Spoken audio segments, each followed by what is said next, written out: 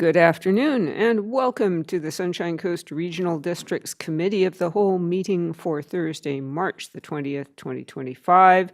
I'd like to call this meeting to order and acknowledge that we are on the territories of the Sechelt and Squamish nations. We have an agenda before us. Are there any changes to the agenda? And if not, could I see a motion to adopt the agenda? Moved, seconded, all in favor? Thank you. We are started. There are no presentations and delegations. There are only 2 reports. Could I have a motion to receive the reports? Moved, seconded, all in favor? Great. All right, top of the agenda is the 2025 budget process debrief and timelines for the next budget. And over to our CAO. Thank you, Chair. So we have just concluded our 2025 budget process here at the end of February, and typically after the process is concluded, we gather a report together to identify items that work well, identify any process improvements that we wanted to change for the upcoming process, and also we have included in this particular report some draft timelines for the 2026 budget process. So happy to take any questions. Thank you. Questions, comments, observations, reminiscences? Director Inkster. It's interesting going forward. We'll see where it goes, but I remember budget used to be 2 to 3 first round, 2 to 3 second round, and 2 to 3 third round. I think the CEO might have remembered those days. And so it's so fast now. And so I hope that's a good thing, but those are some observations and reminiscences is of how much quicker we do it. I would say we're at least 30 to 50% of how long it used to take with a larger budget. It's true, it is a larger budget, and I did ask for reminiscences, so Director Lee. I'm going to have trouble following that one. The item 5 on page 4 of 25 talks about using a standard rate per 100,000 of assessments. Can we have both? Or is that, because I like to know by each line what's happening. Staff. Well, I'm sure that we could, but what would staff recommend? This particular item arose a few times during this budget process. I don't recollect that it has happened this much as this year, but having that said, it could be part of some confusion in the public and how we message different types of information, especially as it relates to the impact to ratepayers. Being that our ratepayers are almost 90% residential on the Sunshine Coast, focusing on the residential rate, we would still provide the tax by area, which talks about the general requisition, but we wouldn't focus on it as heavily as we do with essentially the rate side of the house, which I think is the bottom line information people want to understand. And I think the types of information that we provide to directors about what the impact to a 1% tax rate, again, those types of things might change because we're focusing on the requisition side. And what happened this year, just so people who might be listening for posterity as well, is that the requisition is essentially the tax we're requisitioning for a particular area, dollar-wise. It's not the rate implication. So when we say there's a 5% increase to a particular area, that doesn't contemplate the increase to the ratepayer. And so we want to focus on the ratepayer impact versus just the dollar impact to where the requisition, because we know that in a specific area, there might be residential, there might be business, and that's quite disparate depending on what area we're talking about. When we have local service areas, and it's very nuanced in a regional district. So we thought this would be the least confusing. It's also what we message in our press releases. And again, we want to be consistent with the type of messages we're providing, tying back to the information we're provided in our actual agendas. So then it correlates, because people's feedback were that it was confusing them. It didn't make sense. And that added some distrust and I think some question as to what information we were providing. So we definitely don't want that to happen. So we want to be consistent with the type of information we're providing. Thank you. Did you have a follow-up, Director Lee? I was just thinking about it. You may Thank think. you, Chair. I was just contemplating, but I believe that both types of information will be available during our deliberations, so that's correct, yes. Thank you. Director Bax. Thank you. Try not to reminisce too much, but it was my third kick at the can of budget rounds, and I with the help of some of the tools that were brought forward this year, the corporate work plan especially helped me to understand what it is that we're doing as far as budgeting the different projects that go ahead. And I'd like to, and I look forward to our next round of budget and being able to see more clearly exactly everything that's going on. And I think we did a good job this year. Thank you. Director White. Thank you, Chair. Despite my agreement with Director Inkster's reminiscences, it was definitely longer before, and we've made improvements. I'm still always in favor of trying to simplify it further. And I'm concerned about just also, I mean, I think we've got an opportunity too, in that the corporate work plan is an opportunity to simplify things further. We've got this more organized approach where we can really see how much capacity we have to complete projects, and that was kind of being done simultaneously to the process this budget. So this is the first budget we're going into where we're actually going to have it up front and ahead of time. So I'm looking forward to that. And I'm wondering, I mean, I think that's probably part of the recommendation here is just, it's implied, understood that that will be guiding the process more this year, and hopefully making it more simple, hopefully making it more understood to everyone in the organization that we've only got so much capacity to get projects done, and we can't keep adding projects. So I'm looking forward to that. I also, my concern though is that I think I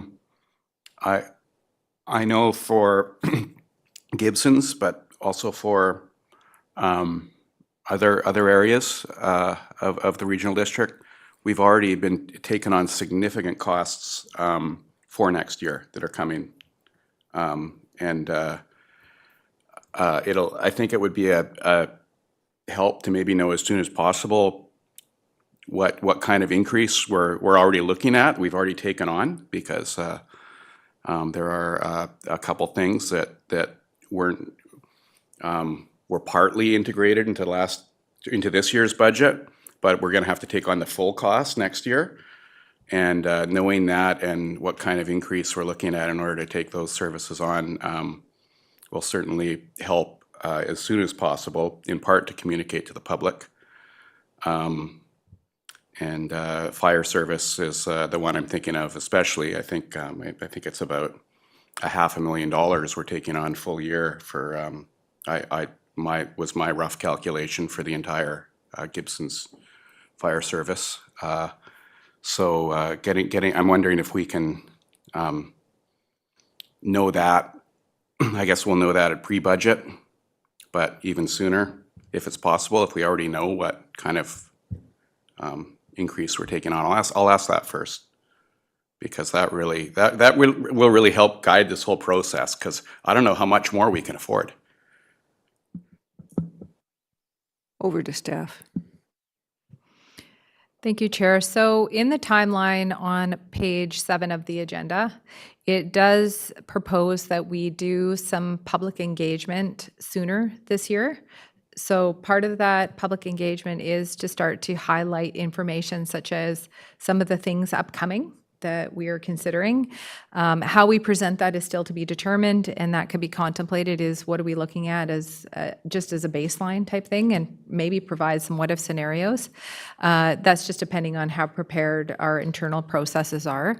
And pre-budget is, we're still recommending that we do pre-budget at the end of October, again, to further inform what we're looking at as far as various types of envelopes. And again, some of the recommendations here to streamline the process is to look at, further refining specific categories, building them into the process, and then so you know what's kind of baked in the cake before you start making larger capital and service level increase decisions. So those are the two slight changes, because we usually do any type of community engagement in the middle of the process, and we're wanting to do that ahead of even pre-budget. So going back to what we used to do very much pre-COVID, which I know that the town of Gibson's does, and District of Sechelt, which is that method of a community dialogue. And so not branding it as a budget engagement, but more about telling us more about what people are contemplating, and vice versa, what we're contemplating for budget. Thank you. And I'm going to take my position as chair to mention that most of us attended a presentation at LGLA last week where, now I've forgotten which community it was, but they mapped out a capital asset management program over 10 years, and they sold it to the community as a legacy investment in the community's infrastructure, because up until then they'd just been, break fix. And they had to put money in, and they needed a plan, and they went forward with it. And they told the electorate, we have to put money into our infrastructure. This is how it is. But they didn't say budget, because that word is not, it doesn't excite people to engage. So my question was, because it also came up at LGLA, the 5-year plan.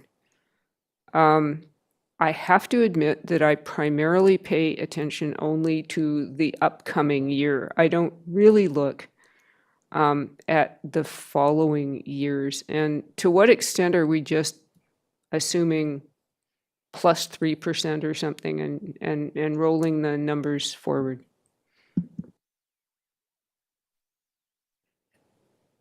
I think that's a good point and a process refinement that could be incorporated, which is an item such as our capital plans. So our approved capital plans, I don't think they're forecasted well enough in the 5-year financial plan. We have envelopes of capital plans. You approve an envelope, but each year you incorporate the project. So I think we need to do that next step in the capital planning included in our financial plan. And the next iteration of that is doing longer-term financial plans now that we've almost concluded each service of the regional district for long-range plans, waiting for a few of them, such as ports. So that is for sure something that we can include. And what we do include in our 5 are things like we have contractual arrangements that have already been approved. So those are reflected. But because we have such variation with one-off projects being funded from taxation, I think it is a little bit difficult for people to understand that we see dips and valleys in our financial plan and may not, I think, to your point, really reflect what the accurate would be. So we don't forecast what those decisions will be going forward, because we still have one-off decisions for projects that are funded through taxation in that particular year. So we don't include just an estimated increase, like from an inflationary increase, because we just don't know what they are except for operational type stuff. Thank you. Director White. I'd like to ask about external agencies, and because this is a challenge every year where the SCRD has oversight over our own direct services and kind of look at those service levels and look at all the cost pressures that affect our direct services, where when external agencies request funds, they're in their own silo, and they're trying to increase, they're trying to do better every time. They're just trying to, and they may have a completely different service level than we have, and they're always trying to enhance their level of service to the public. And the reason I'm asking this is I've already received an email just last week campaigning for more funds for a certain external agency, and saying, already going way ahead and saying when, and they've even picked out the time. They know when pre-budget is here on our schedule clearly, because they're saying like, yeah, when November comes around, we're looking for you to support an increase to this agency. So, and I just feel like that's, it's up to us to be having to look at these requests in the context of all our other pressures, where they're coming from a completely different scenario, where they're just focused on their one always important service that they're offering the public. So I'm wondering, like, how do we reconcile that and balance it? Like, can we give them a message like now, early, saying we're looking at a really tight budget this year, because we are, like, we have just these increases that we've already taken on are deeply concerning. Like, we're going to have we're already locked in to high increases in the 2026 budget because we've accepted them in 2025. So can we get that message out to external agencies? And we've talked about a mandate for ourselves in the past. Can we put a mandate on increases that we can afford to give external agencies?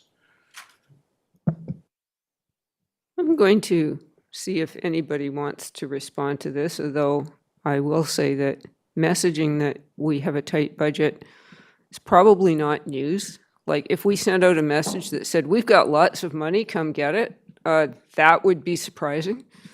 But does anybody want to tackle this at all? Comments? Be news to the person who sent me an email last week, I'll tell you that. Okay. Director Inkster. I'm not clear what Director White is referring to, and he means external agencies, like fire, as an example? No, they're No? not. So, CAO. Get a full list of them every year in pre-budget. CAO, please. yeah. I can share what we have done in the past. From a umbrella mandate, to my recollection, that has not happened for many years here at the regional district, probably circa 2010.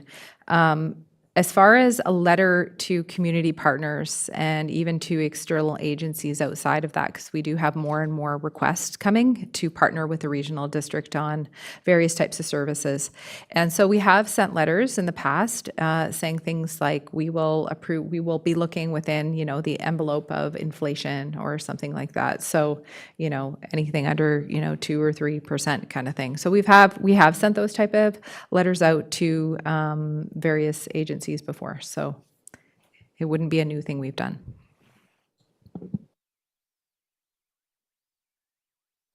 Director Inkster.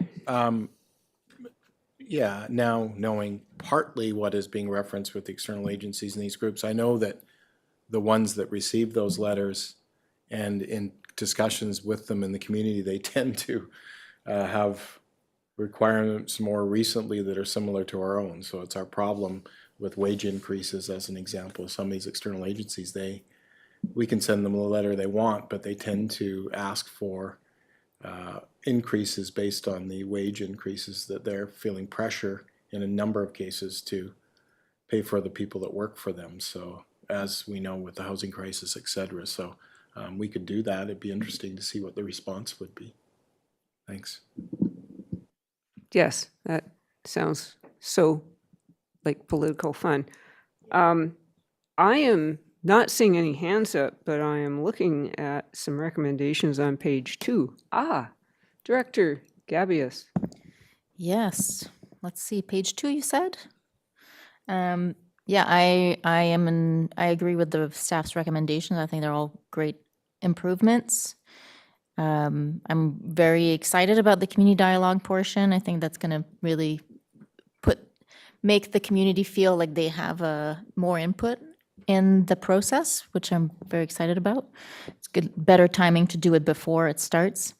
So I will move the recommendations on page 2 and 3. And I see a seconder. Is there any further discussion of the motion on the floor?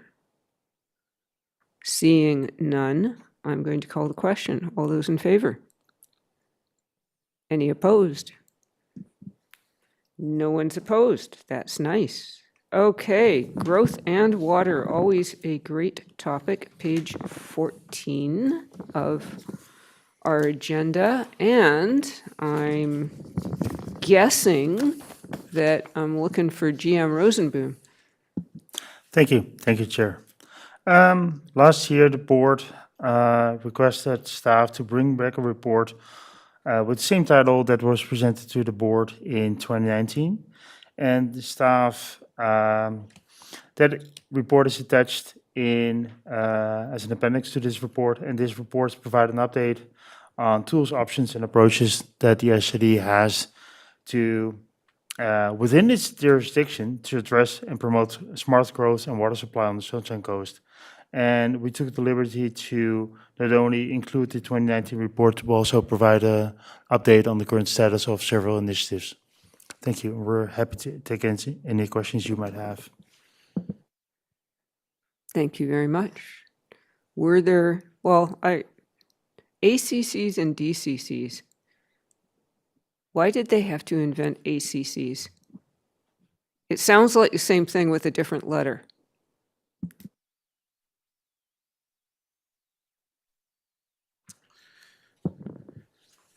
Thank you for the question, Chair.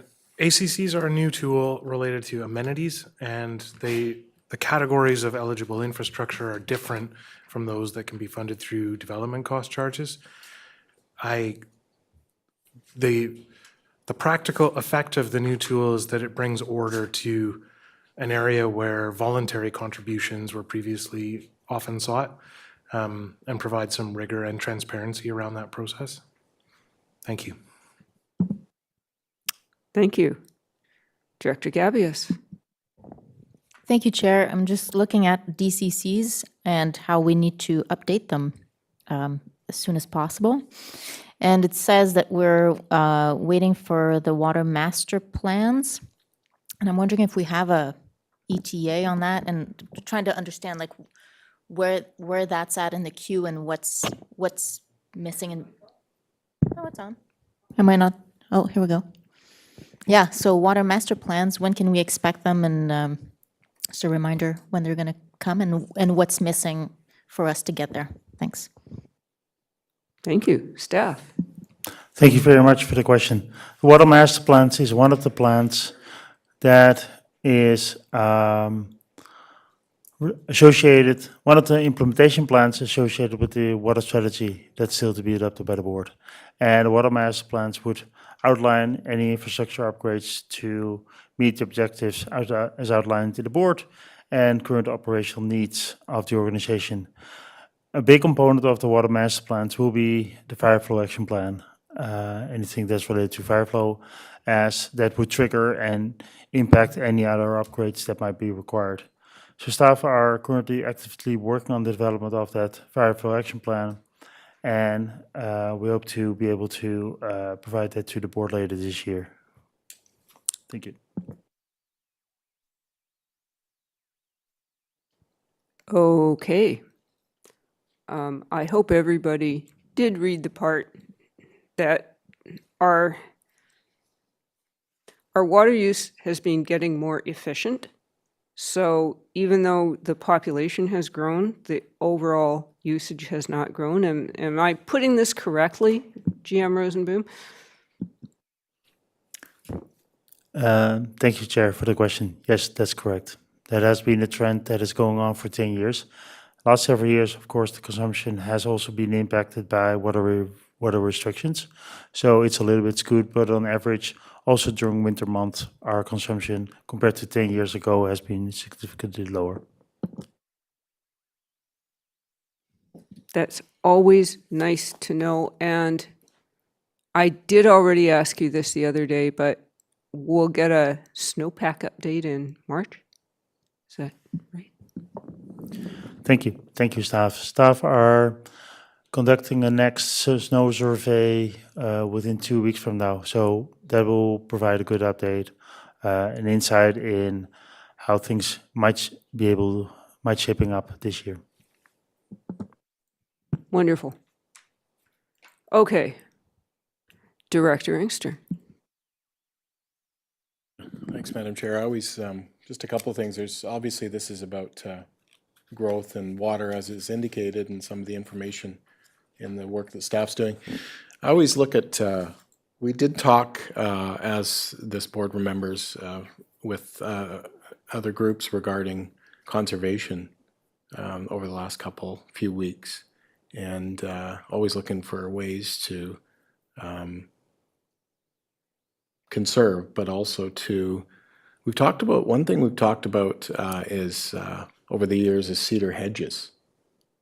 Is how fire smart, how bad that is for fire smart, but how it'd be neat if we could figure out a way to talk about through our communication that it's not something that's encouraged anymore other than the fire smart piece, because the water needed and the fact that it dries out anyway. So it's one of our things, just as part of a conservation discussion as to what planting other than just xeriscaping planting. The other thing that I was going to mention was when we look at our planning for growth, it would be interesting if staff knew where we would be if we had been able to put in meters and seashell 6 years ago. You know, one of those questions, because it's identified a number of issues and or sort of stretched out our availability.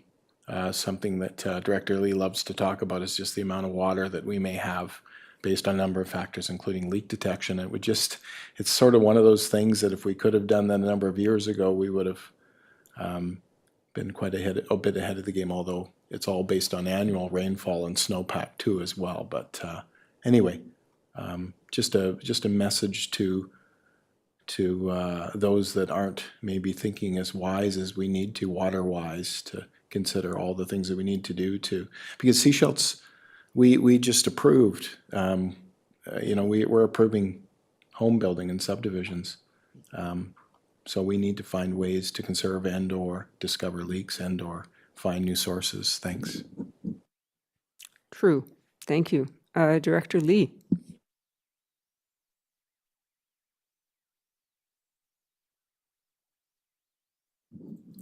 Thank you, Director Inkster. I've been curious if we know how much our aggressive leak detection has actually saved us, but I'm not sure we know that yet. I have a question though, and that is the 2024 update table is quite interesting. It gives us a lot of options that we could do. So my question is, I'm assuming these will be considered at some point, and we will decide which ones we are going to pursue. Is that a logical thought? Over to staff. Thank you, Director. My apologies for the typo. As the table was presented in 2020, is presented in 2025, so it's the 2025 update table. However, that said, as indicated, the table indicates which initiatives are currently being undertaken and which processes they are related to.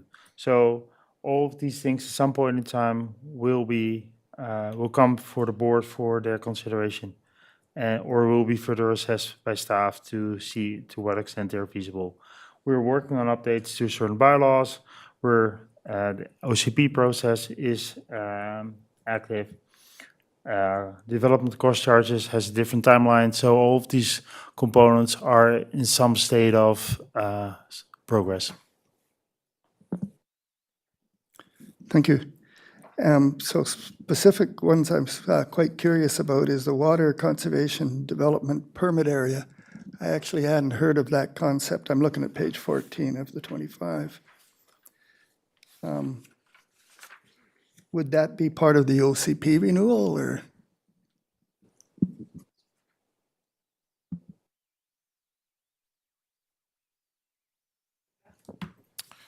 Thank you, Chair. It's certainly within the scope of consideration of that project, and noting that the board has directed that environment and climate is one of the two pillars for that project, it will come up. There are a range of options of which for water conservation and how that can be integrated into land use planning bylaws. A development permit area is one option, and then within that one tool, there are many options for how conservation can be advanced. But that discussion and a decision on that matter will form part of that project. Thank you. So it'll be a year or so, and then we'll know the answer. Yes, thank you. Director Gabius. Thank you, Chair. And this was an excellent report, by the way. I really enjoyed reading this report, and it's very interesting to see the intersection of planning and infrastructure. And I felt like it gave us a really good high-level idea of what's going on. And I have a question about page 16. Oh, I also like the inclusion of the previous version, which was very interesting to read as well. But on page 16, the resolution for comments on subdivision says that the SCRD stresses the need for water efficiency for each property connecting to a SCRD water system, I'm assuming to MOTT, to the approving officer. Has this been successful according to staff? Have they seen a change in how subdivisions are approved, or is there, and a question to the board, is there any advocacy that we can do on our end? Good question. And I'm also wondering how the subdivision, how the properties would be more water efficient. Like, how would you describe that? Thank you. Thank you for the question. I was connecting with my fellow general manager who is going to take first, so he might take second. If you compare it, I think how MOTA is, the approving officers within MOTI and DOS are responding. I think there is a different attitude there. The success shield is definitely more, also at the elected level, more we're pushing for water conservation to be integrated in development compared to at the provincial level. I'm still struggling with this, but GM Hall, sorry. Thank you. I can't answer the question of the effect of staff's administrative advocacy, I guess, for awareness. I can say, though, that there is an opportunity to add clarity and rigor to land use bylaws to give approving officers something to rely on if they're going to insist on certain things as part of subdivision. Thank you. Okay, Director Bax. Yeah, most of the kudos that I was going to hand out to the staff have already been handed out by some of the other directors here. It's nice to see the different silos of our organization working together on things like this. And I look forward to seeing how this information is presented to our APCs and other groups in order to help with the OCP renewal, and how we can present this information to the public in a clear and concise manner so that they can make informed decisions about the OCP renewal and the importance of building our targeting our growth and infrastructure for what's available to us. We cannot create density where there is no water. So, and that is an important, it's an important piece of information that I think the public needs to know. So I'm looking forward to seeing how this particular report can be brought forward through our communications department. That's about, yeah, thank you. Okay. Unless there are any further questions or comments, we have reached, Director Lee. Sorry, Chair. It's a curiosity question. It was the 2019 report. I'm looking on page 5, and it said that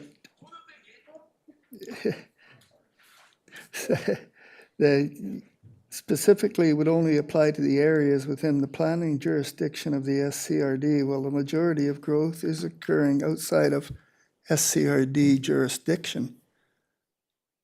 What on earth does that say or mean? It was quite a curiosity. Is there growth happening outside our jurisdiction? Yes, That in the we're concerned? municipalities.